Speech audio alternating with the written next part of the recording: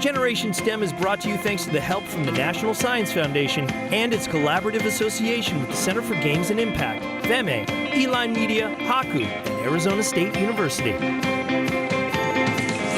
Students let their imagination fly in the world of animation and video game classes at a prestigious college in Miami, Florida. 2 video game designers achieved their dreams, and now they live with one foot in the real world and one in the virtual one. A talented researcher uses video games to spread environmental awareness and takes us on a journey to remote places. Teaching how to build video games is a way to develop other skills in young students. A computer engineer travels the country doing exactly that. This and more today on Generation STEM.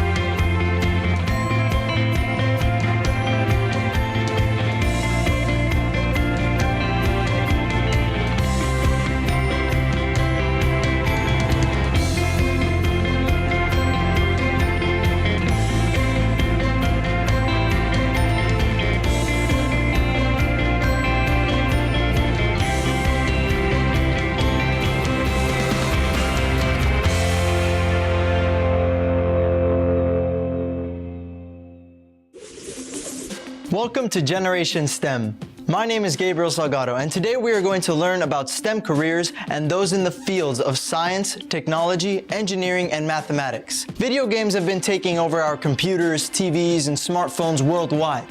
But who are the ones who create these games? And how do they build them? Trying to make the virtual world look very real is what we will discover today. Mauricio Ferraza is the president of Magic, an educational center of animation and gaming in Miami-Dade College in Florida. He takes us on a tour to see where the future creators and technicians of the industry are being trained. My name is Mauricio Ferraza. I am the chairperson of Magic, the Miami Animation and Game International Complex at Miami-Dade College. Over here we have our open lab. This is our facilities. The Open Lab is a space where students come to work to develop their projects, either in animation or video game development. At Magic, we offer 2 majors, one in animation and game art, and the other in game development design. Miami-Dade College decided to create the concept of Magic due to a workforce demand in our county, Miami-Dade County, and also because of the MIA Animation Conference and Festival, which is in its 6th edition. Miami-Dade College started hosting the MIA Animation Conference and Festival in 2014 and saw the huge interest in these both areas, animation and game areas, animation and game development. So that fact, plus the fact that Miami-Dade County is currently offering 1,500 jobs in these areas, the decision was made to create Magic, the Miami Animation and Gaming International Complex. Over here we have the Brain. It's an area where we usually have workshops or classes, or we just showcase student work. Career prospects are, right now, they are expanding. Not too long ago, an animator could basically work in the entertainment industry, and the game developer will work in video game development. Now other industries are actually utilizing these technologies, like healthcare, real estate, hospitality. So in the animation track, of course, you can become an animator and animate movies, but you can also work with forensics, creating forensic scenes for the courtroom, for example. You can create medical visualizations for the medical field. You can work with animations for virtual reality that is starting to get used by several industries on training. In the video game development track, programmers are very highly sought by the industry. Over here we have our motion capture studio. Basically is where the magic happens. We have 3 technologies here. One is the green screen, of course. The second is motion capture, which is used to capture motion for animation. And we also have motion control, which is the rig. This rig, you actually add a real camera over here. We record a movement, and that movement can be exported into a 3D application. You have two cameras, one real, one virtual, and that allows us to have an actor and a character acting live, real time, at the same time.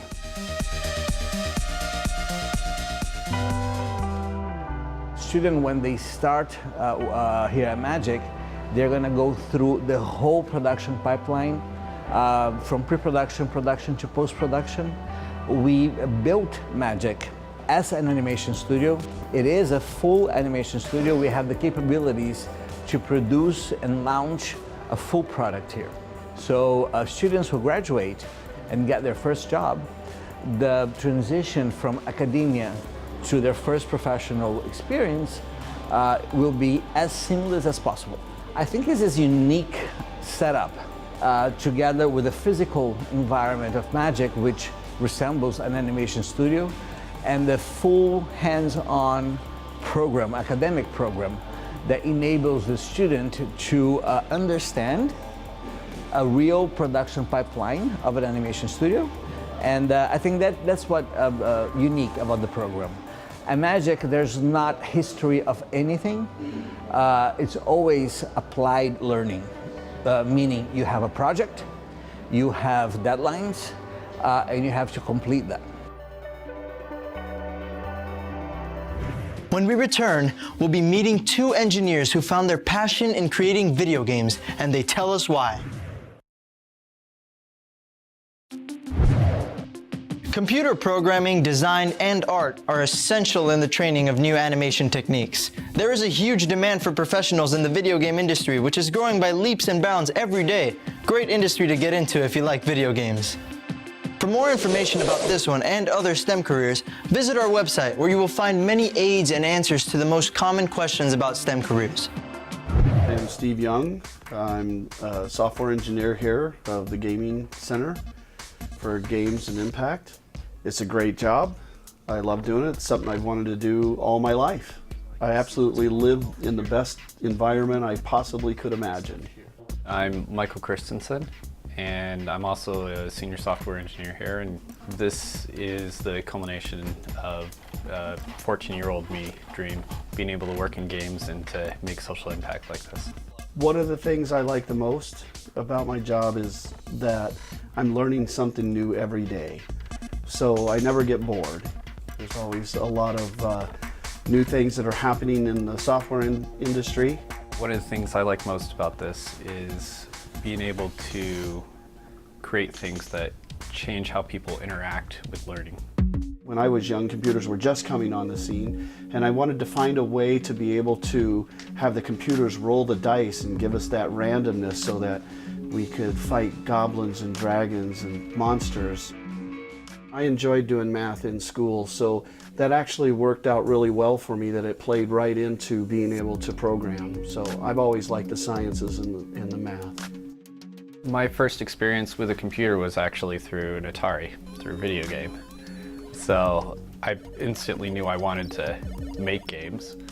And then I started learning how to program on my own, and then found friends that were programmers. When I was getting into college age, the internet was just starting to spread out, and colleges weren't teaching anything about that. Right. And so I ended up doing that stuff on my own, and what led me to my career was a path between interacting with friends and interacting with college. Pizza's definitely the brain power behind game programming. So today there's Arduinos and Raspberry Pi, and you can program those to make robotics. Pizza definitely does play into it, having hacking sessions with your friends, like showing each other cool tech and just grabbing hardware together. When I was first starting off, I was playing more, but as I got to programming, I actually almost would have to say that I actually enjoy programming the games almost more than I enjoy playing. I was gonna say the same thing, yeah. Yeah. For me, as a programmer, creating the games is funner for me than playing. Yeah. Whenever you're programming, you will always have bugs and problems, and so when you find a bug, then you fix that one, and then you'll find a new one, and then you got to fix that one, and you find a new one. So it's kind of a cycle of you code a little bit, and then go find your mistakes, fix your mistakes, and then go back and code a little bit more. It's really important to build that community aspect, to look at when you enter this realm, you're not competing with other people, you're building and joining a community. And there's nothing like going out and just creating your new world with your own creatures and your own challenges.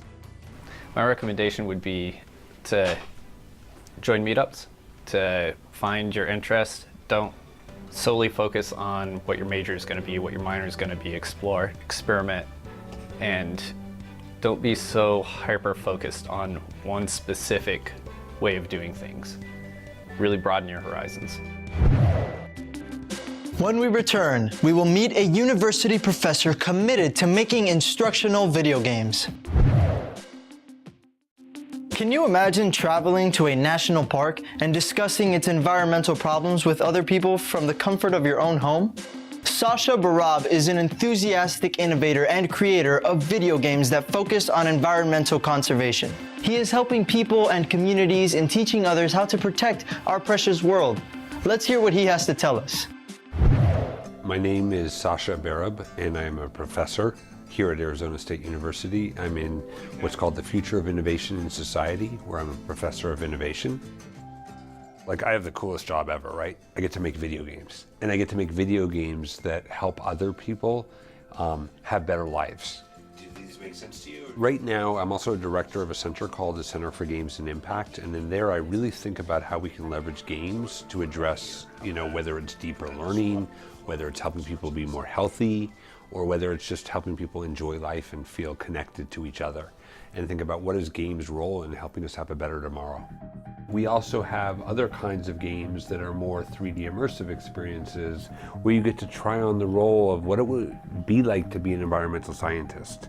What does it mean as an avatar to go into this world where fish are dying, talk to game characters and try to figure out what could be causing fish to die, and then implementing solutions. And I could see, well, I maybe thought it was the loggers that were the problem, you thought it was the factories, and the person next to you thought it was the farmers because of the fertilizer runoff was causing algae blooms in the water.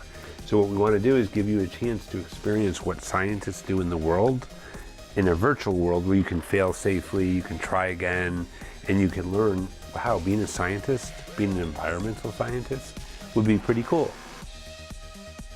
Games are one other tool, like a textbook, like a teacher, and there's some games that I really value that they play, that they think deeply, they work with each other to collaborate, to build things, to create new ideas, to share them with each other, and they're actually getting to be innovators and entrepreneurs and difficult problem solvers and learning about collaboration in ways that sometimes doesn't even happen in schools. In terms of like a gateway to STEM careers, to using technology, to feeling confident that I can problem solve when I'm in technology, games play such an important role.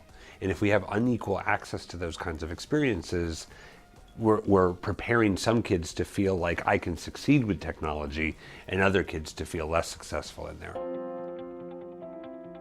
So intergenerational play is a big concept right now that we're seeing more and more examples where you have parents and kids playing together. In a game world, at least they're creating their own experiences. But it's up to parents to talk with them about what were those experiences? What did you do? Did you collaborate with other people? What was hard? What did you overcome? Those kinds of questions and conversations, games can create a really rich place for that. In terms of the job itself, I would say in general, you have artists, which are a huge part, 3D art, 2D art, whatever it is, you need to have artists. If games don't look good, people don't want to play them. Another one is the designer. That's the person who builds the levels and thinks through, if they do this, this should happen. This story, it's not great, how do I make it a little bit better? The other one who puts the pieces together. And there are degrees for game design. There are degrees for instructional design, and now more instruction being through a game, right? There's also the engineers, the computer scientists who have to build the code that makes all that run on your computer. So one of the things that's a real problem in the industry is we don't have enough females in game design, whether it's the engineer, whether it's the artist, whether it's the game designer. We don't have enough Latino representatives in game design. So you can get your university degree and be prepared to have a career in the game industry, which is right now there's a lot of jobs. The most jobs, I would argue, are in the computer sciences and as an engineer.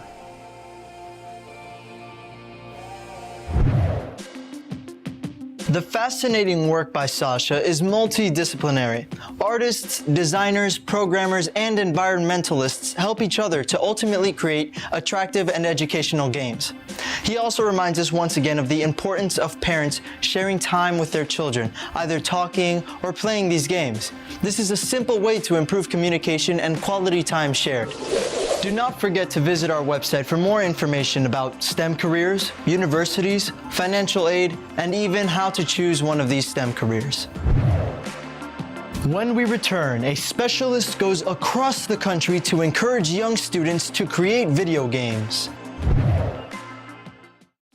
Encouraging young people like you and me to play with video games and create them as well is the project of a man named Mark German, president of the learning division at an elite video game company.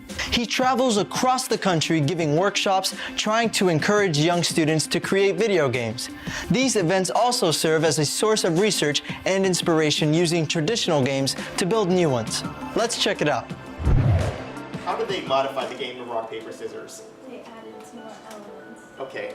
My name is Mark German. I am president of Eline Learning, which is a division of Eline Media. Oftentimes when we make one change, it has a result in the entire system. We are doing a series of workshops around the country to introduce youth, both in middle and high school, about video game design. We believe that video game design is important to motivate students to explore careers in science, technology, engineering, and math. Typically with students, when they think of game design, they think about computer science. And we want students to realize that there are many opportunities for them, not only in programming, but of all the different art forms that make up video games. We know that students have a passion for playing video games. We want to be able to turn that passion for playing video games into passion for making and creating video games. Museums such as the Frost Museum of Art give us the opportunity to be able to see how the elements come together as a system in a museum in many different ways.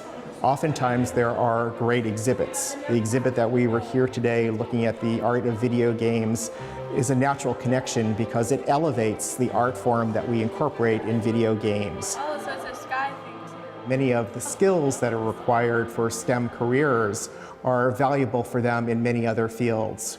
We're thinking about skills and dispositions and literacies that involve critical thinking, collaboration, problem-solving skills, and working with others. So let's start by having someone from this group give us your pitch, tell us the name of your game and why we should play your game. All right, this game is called Take a Shot, and it has 2 modes. We want to introduce them to systems thinking. We want them to learn about the different elements of game design, to think about the space, the components, the mechanics, the rules, and the goals. We want them to learn a little bit about the iterative design process, where it's important for them to design, to play, to be able to get feedback, to share that feedback, and to have that feedback influence that design. We want them to be able to incorporate those approaches into other things that they do. 1, 2, 3, 4. Video game design is a great way for them to get into and explore. So we want them to be able to follow their passions, to be able to give them agency for finding out how they can get answers to their questions. So we encourage students to start at different times. There's different software that's available for students to learn to match their skill set. In terms of gender, we typically see more boys doing video game design, but some of that is shifting. If we look at the universities and some of the college and career pathways, we're seeing now that there are several girls who are represented in computer science programs, but where there are programs in video game design, you're seeing more girls. Rock, paper, scissors, shoot. The workshop has many different phases to them. We start off by talking about game design, and game design for our purposes is very broad. So not only are we talking about video game design, but we're also talking about traditional games. These can be sports, these can be board games and card games. We want students to start talking about them and to understand that there are different elements of game design, thinking about the 5 elements of space, mechanics, goals, components, and rules. Make sure you also select a goal that tells you where you want to go. Traditionally, when we talk about career development, we think of the end goal and we work backwards. We know that there are many different emerging technologies. We see virtual reality is there. So we're helping students that get very excited about this, but also provide those opportunities, provide them agency and purpose so they can continue their learning and following their passions. As we have seen, video games can be very useful in many aspects of our lives, but above all, it is useful in awakening curiosity and love for science in young students. Visit our website, primotv.com/generation-STEM for more information about STEM careers, universities, financial aids, and much more. Thank you for joining us today, and we look forward to meeting you again in our next episode of Generation STEM. See you later.